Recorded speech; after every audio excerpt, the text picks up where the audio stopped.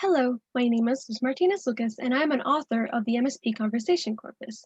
This is a collaboration with Dr. Mohammed Abdelwahab and Dr. Carlos Busso. HCI technology is rapidly increasing in popularity, but the missing piece to make HCI effective and engaging is emotion recognition. Furthermore, the large presence of speech-based systems, such as smart assistants found on cell phones, makes the modality of speech very attractive for emotion recognition. To make effective SCR systems, we need natural speech data that is annotated with accurate emotional labels that successfully describe the complexity of natural emotions. Most existing emotional datasets are annotated without context at the sentence level, which does not provide the appropriate data and labels to model natural emotions, which are complex and depend on temporal information as well as context. We introduced the MSP Conversation Corpus, a corpus of naturalistic recordings of conversations annotated with emotional attributes in a time-continuous manner to reflect the complexity and temporal dependence of emotions. Our proposed corpus uses time-continuous annotations to preserve contextual information that influences emotional behaviors. This type of annotation gives a trace where each sample represents the instantaneous emotional perception of the evaluator. An additional advantage is that the emotional traces can be segmented at different temporal resolutions, such as at the word, sentence, or syllable level. Our annotations use emotional attributes as opposed to categorical labels, which can become cumbersome when dealing with nuanced natural emotions. We use the common attributes of arousal, valence, and dominance. In this presentation, I will talk about some related work, explain the proposed corpus, present some preliminary analysis, and finally talk about some future work. The table shows some databases with time-continuous emotional annotations. Decimate Database's approach creates its recordings by having an operator that expresses predetermined emotions, which are meant to elicit some emotional behaviors from the user. In the Ricola database, participants are shown neutral, positive, or negative stimuli before being recorded solving a problem with another participant who was also shown some stimuli. The SOA database uses a similar approach. Participants are also induced with emotional media before having recorded conversations with other participants. These databases have some intervention from researchers, which can not only detract from how natural the recordings are, but it's also more costly and time-consuming than the approach used in our proposed corpus.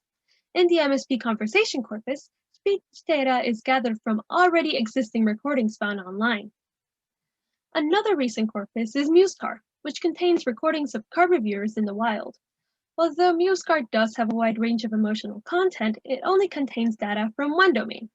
The MSP Conversation Corpus has recordings over a wide range of topics with a wide range of speakers and emotional content. Furthermore, in our proposed corpus, emotions and speaker demographics can be easily balanced by finding and adding more recordings with target emotions and speakers.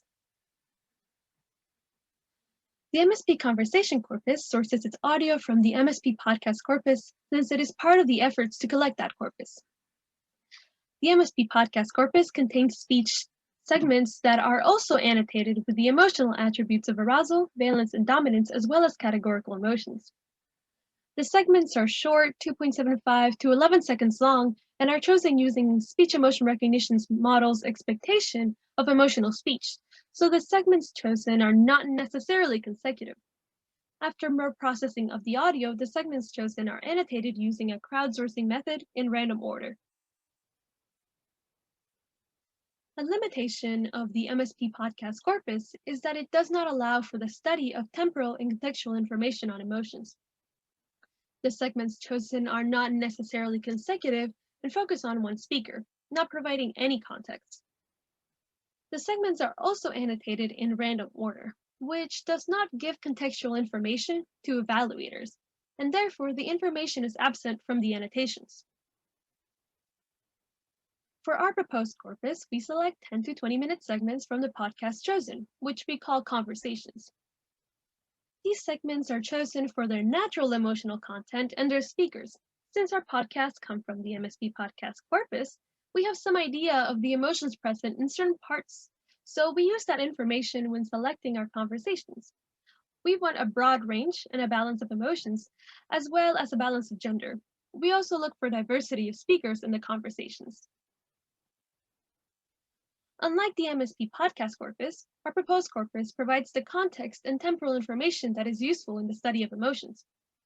There are 1,567 segments annotated in version 1.7 of the MSP podcast corpus that are also found in the MSP Conversation Corpus.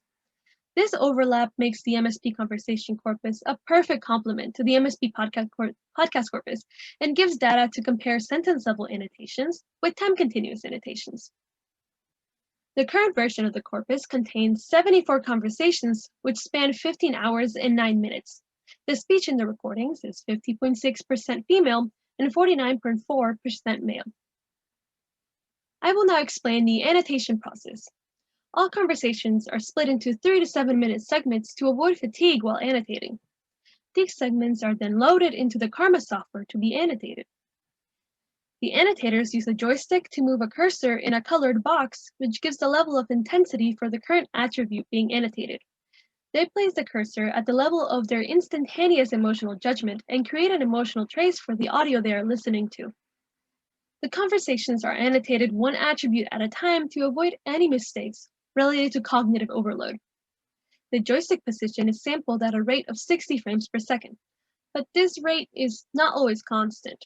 On average, the sample rate of the annotations is 59 frames per second. To remedy these, we use a moving median filter to make all annotations have a sample rate of 59 frames per second, and also we use that filter to smooth the annotations. After the filter, the annotations can be averaged per sample, which gives us our final annotations. Although the split conversations are annotated in random order, we ask the evaluators to annotate in a cycle of 10 same attribute annotations, meaning they annotate for 10 arousal, then 10 valence, then 10 dominance. This is to minimize cognitive mistakes when the annotators are asked to switch to a different emotional attribute. They annotate during 1 hour-long sessions with at least a 30-minute break between each session. Below is what the annotators see on Karma's graphical user interface. Notice that each attribute gets a different background. This is to make the change from one attribute to the other clearer to the annotator to avoid incorrect labels. We have recruited 11 annotators. Annotators are trained by first explaining the emotional attributes they will be evaluating for since they are not commonly known. Then they are encouraged to ask any questions about the attributes and annotation process. Before annotating the corpus, they annotate 9 dialogues from the main dataset. Then those annotations are compared to previous trusted annotations, and any discrepancies are discussed with the annotator. They start annotating the MSP conversation corpus only once they sufficiently agree with the trusted annotations for the main dialogues. We currently have an average of 6.48 annotations per conversation for arousal, 6.06 for valence, 5.8 for dominance. We have at least 5 annotations for each conversation and attribute.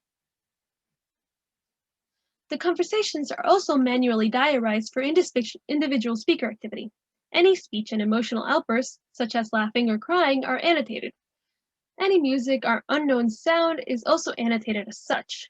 We currently have 197 speakers, 87 female and 110 male. The chart on the right shows the amount of conversations with a specified number of speakers in the conversation. Most of the corpus contains conversations with 2 or 3 speakers in them. We first analyzed the corpus on its emotional diversity. We split the aggregated traces into 5-second segments and averaged the samples in each segment. The charts show histograms for each emotional attribute. Note that the annotations have values in the range of -100 to 100. The arousal annotations are mostly within the values of -20 to 50 and are biased to positive values, meaning they are biased to more active emotions. The valence annotations are mostly within the values of -40 to 40 and have the widest range and are pretty balanced. The dominance annotations are mostly within the values of -20 to 40 and are biased to positive values as well, meaning they are biased to stronger emotions. We intend to select conversations that contain emotional behaviors that are calmer and weaker, such as fear and nervousness. Next, we explore the agreement between annotators. We use Cronbach's alpha, which gives us our measure of consistency. Annotations are set to agree not only if their values are similar, but also if their traces have similar trends. The chart on the right shows a circle representing conversations annotated for one attribute. We first calculate agreement for each attribute by averaging the Cronbach's alpha scores for all annotations of all conversations for the attribute. Then we can evaluate the agreement scores for each annotator. The yellow circle represents the conversations annotated by annotator I for one attribute. We can then take the average of the Cronbach's alpha scores for the conversations annotated for one attribute by our target evaluator. Then we can do the same but exclude our target evaluator. We can then compare the agreement scores to see if adding the specific annotator increases or decreases the agreement scores. We do the same procedure for all attributes and all annotations, and the results can be seen on the table. The average agreement is above 0.4, but still not high. This is because annotations are complex, and annotating them can be subjective. Inter-evaluator agreements reporting in emotional databases are often low. Annotators 4 through 11 consistently increase average agreement scores when included. These agreement scores could be used when combining the traces by weighing an annotator that increases agreement more. Excluding the other annotators, however, would not be the best approach. It has been shown that including extra annotations, even unreliable ones, is valuable. As stated previously, we can use the overlap between the MSP Conversation and MSP Podcast databases to compare sentence-level annotations and time-continuous annotations. We first take the annotations from each annotator for one conversation and one attribute. Use the MSP Podcast segment timings to segment the traces. We then average each trace over time, then average those values together. And the discrete labels from the MSP Conversation Corpus can then be compared to the labels from the MSP Podcast Corpus. Studies have shown that one of the challenges with traces is the reaction lag from annotators. This is the time between an annotator listening to the audio, processing the audio, perceiving the emotional intensity, and then moving the joystick to the appropriate level. This lag can be significant enough that taking it into account can be useful and create more accurate labels. We use the reaction lags found to be optimal delays in previous studies. We delay the traces by the chosen lag and do the same procedure. We take the Pearson correlation coefficient for the segments found in each conversation and average the coefficients for all conversations. We do the same when considering the reaction lag. The highest correlation for arousal and dominance is found at a delay of 2.8 seconds. And the highest correlation for valence is at a delay of 4.08 seconds. The highest correlation average is 0.403, which is low.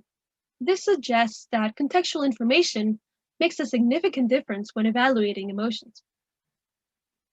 Let me briefly summarize our proposed corpus. The MSP Conversation Corpus is a database of emotional speech annotated with emotional attributes in a time-continuous manner. The time-continuous annotations allow us to study the temporal information in the externalization of emotions. Our data collection process is not only scalable, but also provides an easy manner of collecting a broad range of emotions. The current version of our corpus has 74 conversations, is around 15 hours long, and has 197 speakers. Finally, I would like to go over some future work. Collecting this corpus is an ongoing effort. We have collected 94 new conversations and have started annotating them. We are up to 38 hours and 26 minutes. Our goals are to have 50 hours of data where we have at least 6 annotations per conversation. For our future work, we aim to use the corpus to further analyze the impact of contextual information. We also hope to use our data and speaker diarizations to leverage interdependencies between speakers and speech emotion recognition systems. We would also like to share this corpus with the community. We have an FTP data transfer and use agreement, which we intend to use to offer free access to the corpus. We are also in the process of drafting a commercial license for further release. You can find out more on our website shown below. I would like to thank the National Science Foundation for sponsoring this project. For any questions, please don't hesitate to email me on the email shown below. Thank you very much for your time.